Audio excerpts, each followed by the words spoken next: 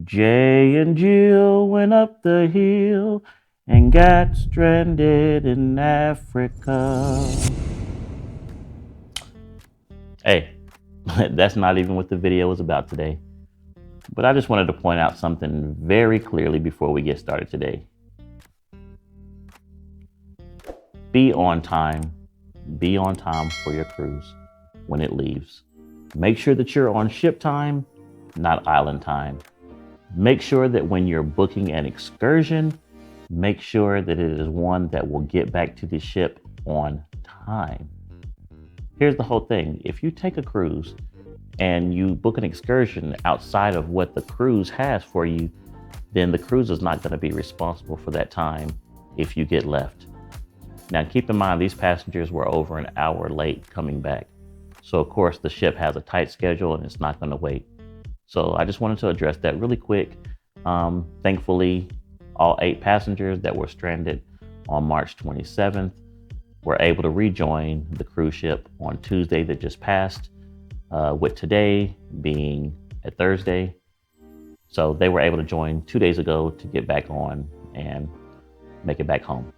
But today we're going to talk about the 5 things and debunk those that first-time cruisers often will hear and sometimes sway them from wanting to travel. So let's just jump right on in. Coming in at number 1, we're going to be talking about that old conversation of the Titanic versus modern cruise ships. Well, what you have to understand is in 1912, the Titanic was a ship that it was around 10 decks high and it really had no GPS. Also, it was a riveted ship. Now, when you're talking about modern ships, you're talking about ships that now are capable with all of these different GPS tracking mechanisms. Also, they are welded ships. Also, the buoyancy of these ships are totally different. So with that being said, I'm not saying that a modern cruise ship could not crash or could not sink, but what I'm saying is the chances of that happening are almost slim to none, unless it's just totally user error. And so if you look at the entire cruise industry over, let's just say, the span of 100 years, I want to say there's only been 24 ships that have actually sunk. And if you go and look up these 24 ships that have sunk, you'll see they were actually like user error or a rogue wave that may have hit one, or just some things that are just out of the ordinary. So things that are not just common, okay? Now look, on this channel, we just try to keep it real. So let's just talk about it. How many of you actually just get up every day, get in your car, and just go, right? You don't think anything about it, but you will have more of an accident or a fatality in an automobile than you ever will on a cruise ship. But most of us, we don't give any kind of thought to that. We just think it's normal. We get in the car every day and we just get up and go, and we expect nothing to happen. So let's just look at it here. So I have here that in the last year, the average for car fatalities is around 43,000 a year. That's in car deaths. Now, when we're talking about actual just traffic accidents, we're going to hit the number somewhere around, it says 6 million crashes a year. Now, this is not fatalities, but this is just crashes. So all that I'm saying is, hey, we got to make it make sense. As they say, the math ain't mathing. So if anybody comes to you and they're saying, oh, I don't want to go on the cruise because of the Titanic, you just have to let them know, hey, that was 1912. This is 2024. Things were still not the same. And we can use that same analogy for a lot of things in life. You know, things that may have happened back then may not be the same as it now. So once again, I don't want to drag this point too far out, but just know that the modern day cruise ship is equipped and well more capable than the Titanic ever was. Also, if you even look at the size comparison of it, you'll see that the modern day ships are somewhere around 14 to 20 decks high, depending on which cruise line that you're on. And you'll also see that these ships nowadays, once again, they are way more well equipped to handle pretty much anything that the seas may throw at them. Coming in at number 2, we'll talk about motion sickness. A lot of people often think that just because you're on a boat, you're going to have motion sickness. And that's not always true. what you'll understand is everybody's a little different. What some may experience and feel may not be the same for you. So there are a couple of things that you can do. For one, you can book a room that is in the middle of the ship. The middle of the ship is where you will experience less of the waves and the buoyancy of the ocean. If you're booking a room in the front of the ship, obviously that portion of the ship will obviously feel the waves a lot more because it's hitting them first. If you're in the back of the ship, that's obviously going to hit them less as well. But to have a more balanced experience, book in the middle. Also, you can get other type of things like motion sickness patches, Dramamine, different things of that sort to help you out. Also, what you'll hear is a lot of times people are comparing motion sickness to smaller boats, as in fishing boats, ferries, things of that sort. And what you have to realize is some of those boats are way too small. So of course, that's why you'll feel everything. Think about it. If you're in a car and you're riding along, you're going to feel every little bump. But if you were in something that was a lot bigger, the actual blunt force of those different bumps that you felt when you were in something smaller are obviously going to be a lot different. So it's about the same principle here. When you're actually in a big cruise ship that is so massive, you barely can feel anything. And oftentimes when I'm on the ship, I literally have to stand still in order to even feel like it's moving, and you kind of really feel it just kind of gliding through the water. So once again, don't compare a fishing boat to a cruise ship. No comparison. Now, of course, like if there are some really, really bad waves or some choppy weather that are out there, you may feel a little bit while you're in that area until your captain navigates you out of that. But once again, 9 times out of 10, when you're on a cruise ship, you really don't feel as much.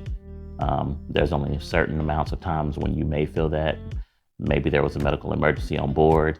The ship has to make up time for where it was, docked or whatever. But once again, don't compare a fishing boat to a cruise ship. Coming in at number 3, you'll often hear people say, "Man, I'm not going on a cruise because it is just too expensive."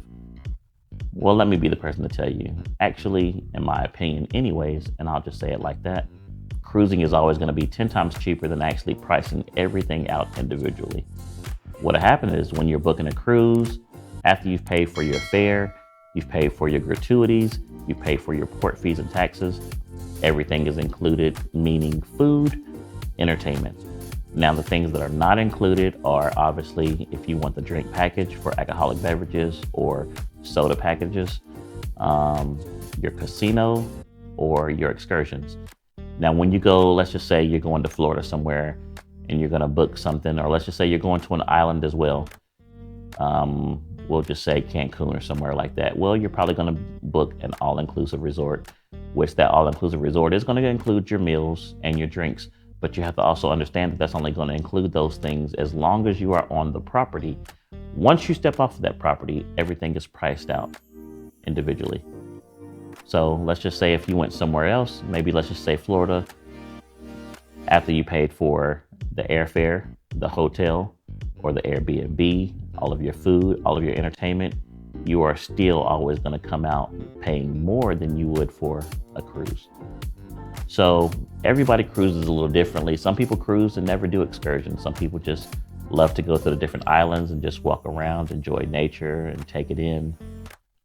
But everybody is different once again. So once again, don't let anybody tell you that, going on a cruise is super expensive, because it really isn't.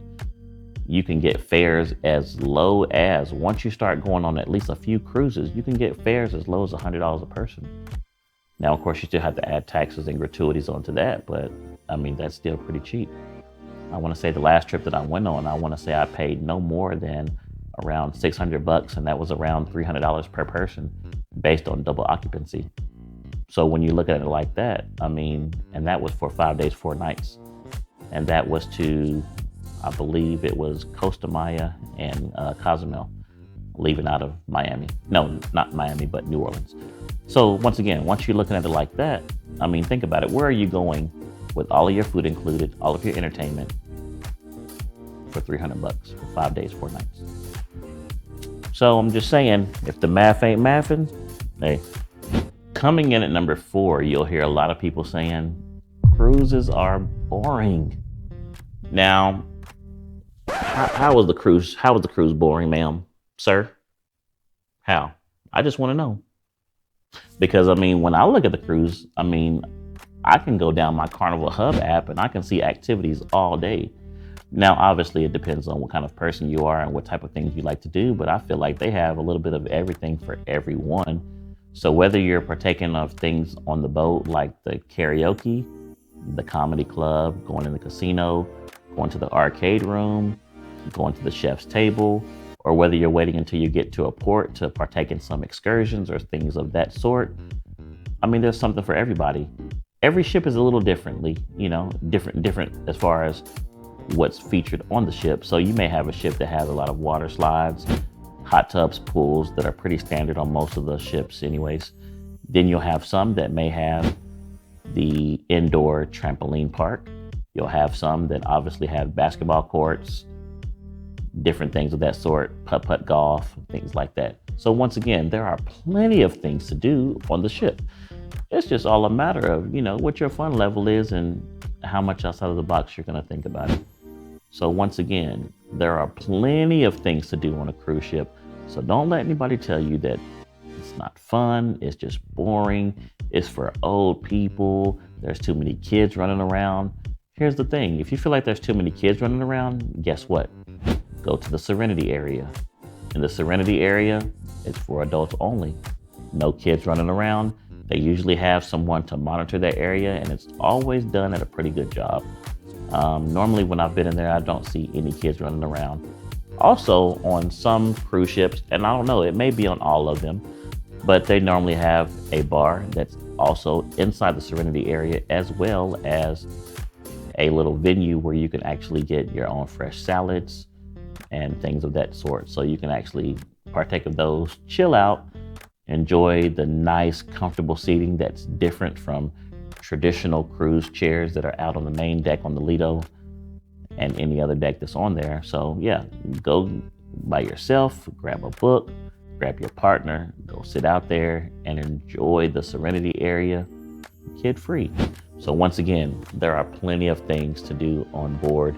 You just have to look at that Carnival Hub app, and literally almost every 15 minutes or every 30 minutes, there's a new activity every day, all day.